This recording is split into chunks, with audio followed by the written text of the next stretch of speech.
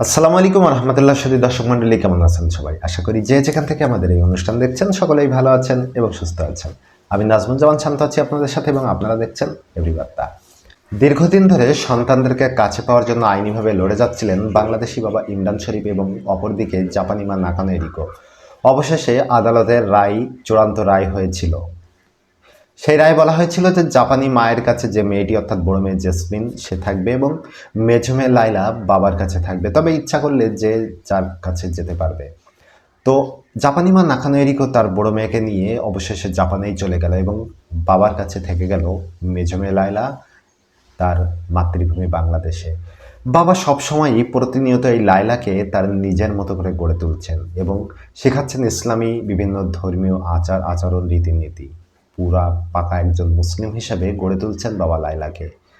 তারই ধারাবাহিকতায় তিনি কোরআনের বেশ কিছু সূরা লায়লাকে শেখাচ্ছেন বাবা ইমরান শরীফ এবং সেগুলো আপলোড দিচ্ছেন সামাজিক যোগাযোগ মাধ্যমে।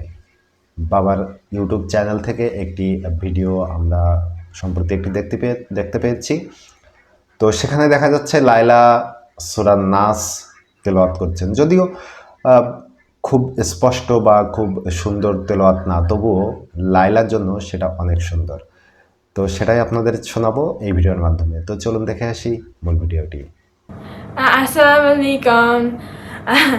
আমি লাইলা আর আমি আজকে খুব ভালো আছি। আর আমি এখন একটা সূরা পড়ব। মুজি সূরার নামটা কি? সূরার নাম মানে সূরা নাস। ঠিক আছে, পড়ে শোনাবে? হ্যাঁ। রেডি? হ্যাঁ। ঠিক আছে, প্রথমে আউযুবিল্লাহ থেকে বলতে হয়, জানো তো তুমি? আউযু বিল্লাহি মিনাশ শাইতানির রাজিম। বিসমিল্লাহির রহমানির রহিম। কুল আউযু বিরাব্বিন নাস, মালিকিন নাস, ইলাহিন নাস, মিন শাররিল ওয়াসওয়াসিল খান্নাস, আল্লাযী ইউওয়াসওয়িসু ফি সুদুরিন নাস, মিনাল জিন্নাতি ওয়ান নাস। লা ইলাহা ইল্লাল্লাহ। হ্যাঁ, শুধু দর্শক মণ্ডলী, আপনারা দেখলেন মূল ভিডিওটার বিষয়ে। যদি আপনাদের কোনো মতামত থাকে অবশ্যই কমেন্ট বক্সে জানাবেন, আর এই চ্যানেলে নতুন হয়ে থাকলে অবশ্যই সাবস্ক্রাইব করে পাশে থাকবেন। তো ভালো থাকবেন, সুস্থ থাকবেন। দেখা হচ্ছে নতুন কোনো ভিডিওতে, নতুন কোনোভাবে। সে পর্যন্তই, আল্লাহ হাফেজ।